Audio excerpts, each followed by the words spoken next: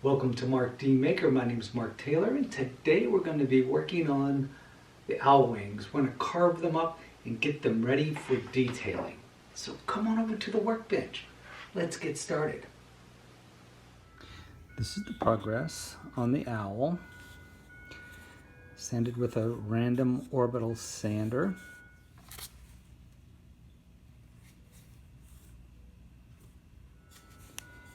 Got it smooth.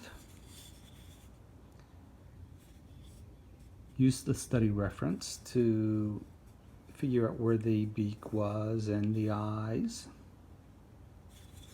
And be working on the wings today. Now, what I want to do with the wings, here's the back of the wing, and the kind of the meaty part of the wing is up here. This is where all the muscles are and everything where the feathers attach into. And so I'll be taking a rotary tool and creating a trench down through here and kind of scooping this out a little bit. The back of the wing,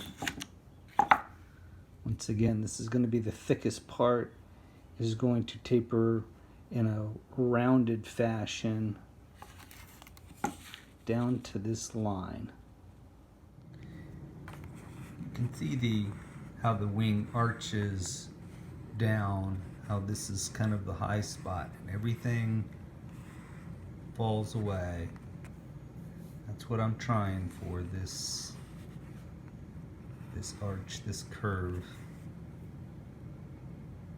I'll introduce you to my carving area, my rotary tools. This is Fordham. I have that on a mic stand, and this is the setup that I use. I have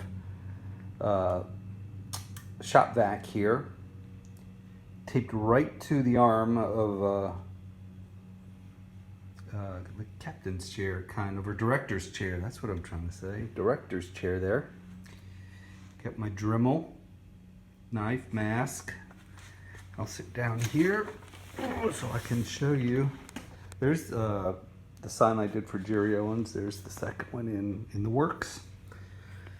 So while I'm working on a piece, I'll hold it right here, have my Dremel in hand, and I will have, the Dremel running, the shop vac running. The dust is really, because it's so close, the dust just, and it prevents everything from getting, really, really dusty.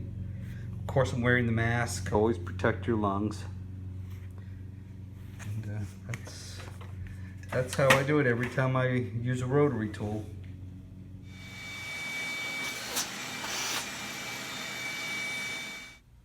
This is a carbide cutting tip. I use this to remove large amounts of wood pretty quickly. Some people call it a stump cutter, but it is a carbide cutter. Notice how the top is rounded, sides are flat.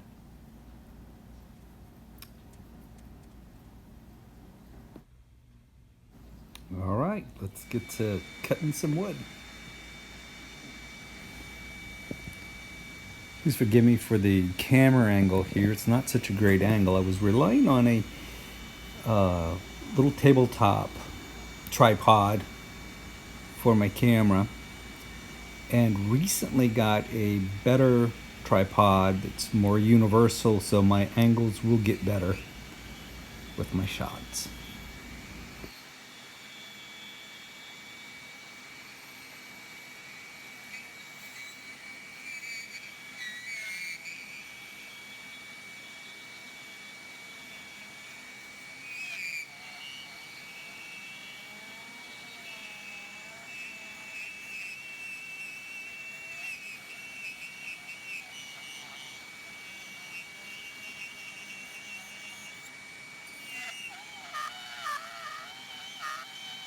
Now you can really hear the bit chattering as it's going through the wood here as it's in this channel. I encourage you to check out a video that Jordy does. He does a video. His channel is called Carving Fusion by Jordy, and he talks about why the Dremel bits make, or any rotary tool bit makes that noise, and how to prevent it from kicking out on you. That bit can get away from you. It is a hazard of using rotary bits, but you can use techniques to try to prevent it. You'll see just in a minute here, bit actually does get away from me while I'm working on the body of the owl, putting in an eye channel.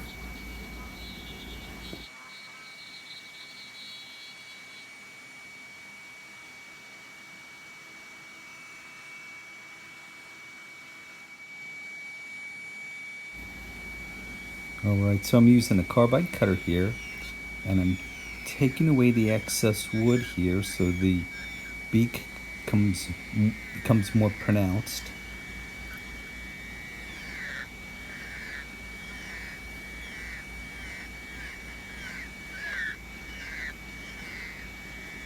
Just removing the wood here where the eye goes, and I've slowed this part down so you can see where this rotary tool takes off.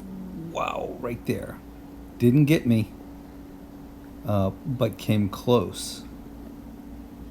Now, if that would have hit my finger, and you can see how far back I'm holding that piece, the owl body, if I was holding it any higher, that rotary tool would have really gouged my hand, my finger. And I've had that happen before. And I was prepared the whole time for it. And again, you can see it happens on a smaller scale a little bit later. So use caution using a rotary tool. Be sure to check out Carving Fusion and his video on safety precautions to take there.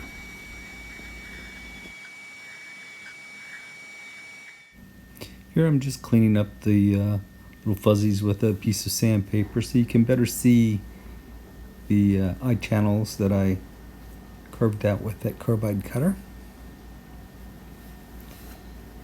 And now back to the wings.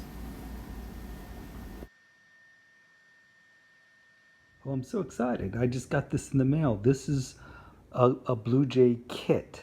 This is the blank, the feet, the eyes, the blueprint, and it even comes with the option for open wings. I'd be able to add open wings to it if I wanted to. All right, along with that blank, I got the eyes. They're not attached yet. You can see they're glass. They're painted yellow on the back. And you can move them around, get an idea of where you want them, and have a kind of a sense of placement. Let's get back to the wings. So here we are with the wing. This is one I've been working on a little bit. I've actually rounded the back of this one. I will be doing all this work holding it literally in my hands. But if you're a new carver, you might want to keep the backs, don't cut the back yet, the back of the wing. Don't carve the back of the wing, and attach it to something. Either have it in a vise, maybe hot glue it to a board, do something to to stabilize that while you're using the gouge, especially if you're a new carver, holding a piece like this,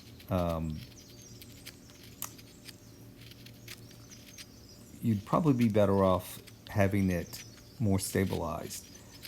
Something I would suggest is taking an old pair of jeans that you're going to chop off the legs and make sandbags out of them. They make great sandbags, and that sandbag would stabilize that piece of work. I also do that for my soapstone carving. It works out really well.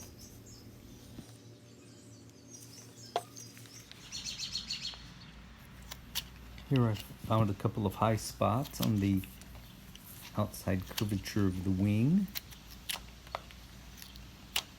So once I take those off, making that transition, keeping it smooth. Of course, when I sand, that will help out a lot to smooth all that down. There you saw I was starting to cut against the grain. So I reverse the knife, come back, take that area completely out. As soon as you feel your knife dig in, reverse direction.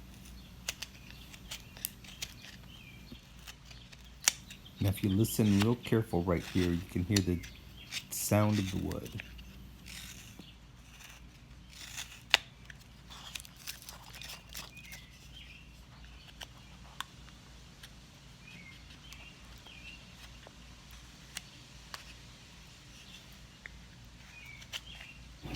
Now for the beginner carver, I would not recommend holding the piece of wood out away from any kind of support like this.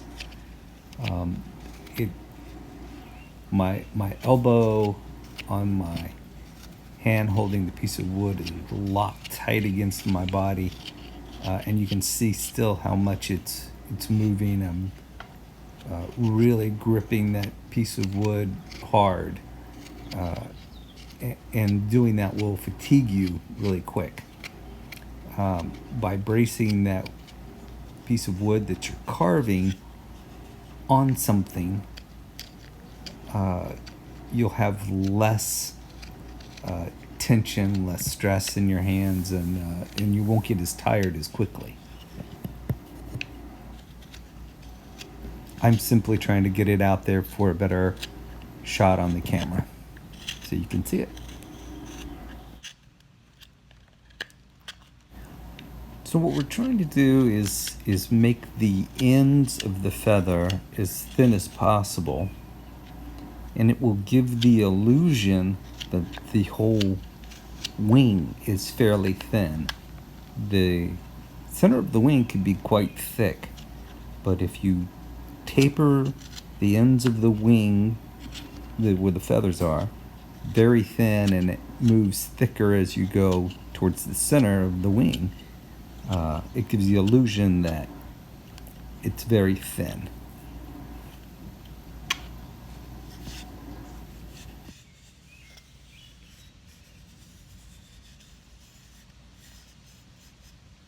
Now you can hear, just by moving your fingers across as I'm trying to find the thick spots, the wood sounds different than it did in the beginning.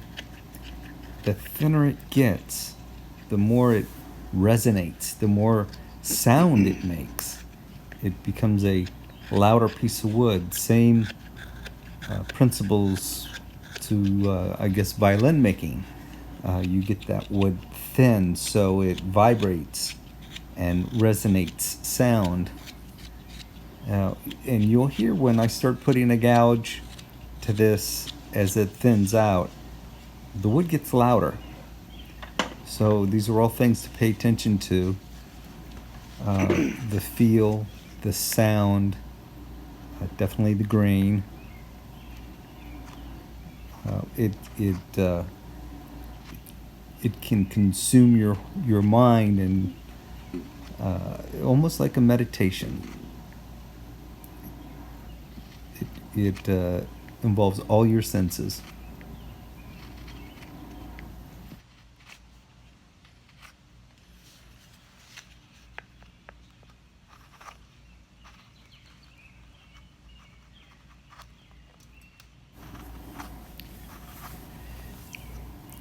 Now, if I was making a competition piece and had to be anatomically correct, and everything had to be spot on, I would be doing a whole lot of reference work right here on the arch inside curvature that I'm carving right now of this wing, and how each feather section, its limitations or capabilities in range would be. But this is going to be more of an art piece, so I'm just looking for effect. This may be a little over exaggerated from reality, but I think it's going to look really neat like this. And that's my goal. Checking for thickness here. This is just like a pinch move, and you run that both fingers on either side, and you find the high or low spots. Hopefully you don't have any low spots, because that means the wood's getting too thin. Hopefully you find high spots and you take those high spots down, and your goal is uniformity and a proper thickness.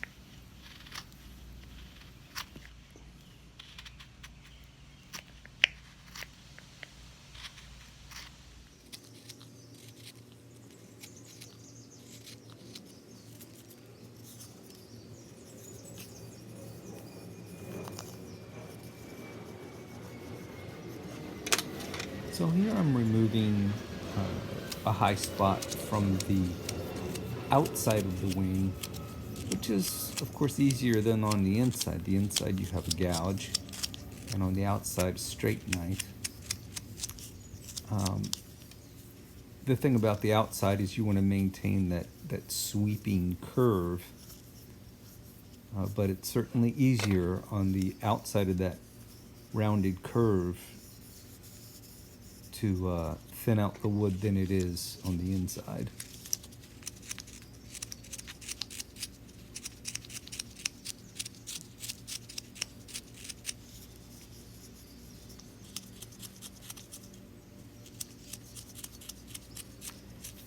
Now here you can see that I would actually benefit, I believe, right here with a slightly longer blade.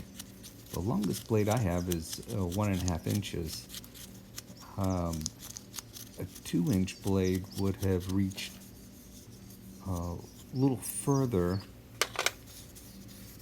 but I rarely do carvings that would require it, so I just figured out.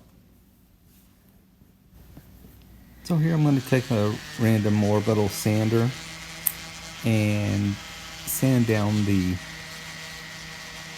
both inside and outside of the wing, and you can see how quickly it moves. I have 60 grit sandpaper on it.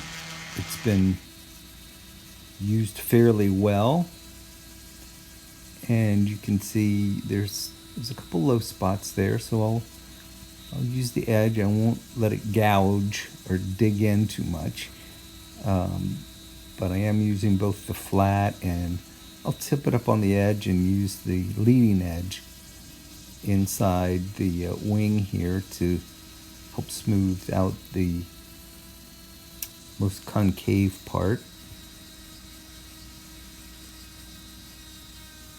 Now, the whole process of smoothing out this wing with this sander was 3 minutes. So you could do this with just sandpaper and hand sanding, but this makes it a little bit easier.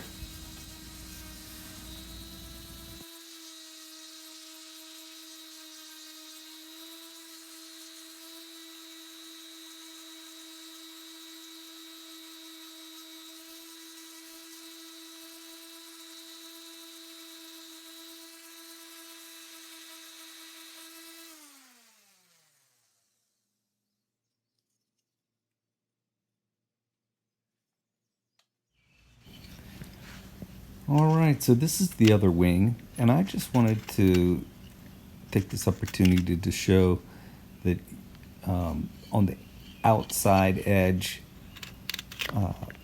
I did use a knife. Rotary tool would work just fine. I have to carve down to that little line right there. And but I prefer the knife, and I always tend to go back to the knife for most of the work that I do. Seems like I can control it better. Now you see I'm actually splitting wood off here. This is a splitting technique. When you're removing a lot of wood, you can do this. You be careful and practice the technique. You can do this safely. When you start getting close to your line, though,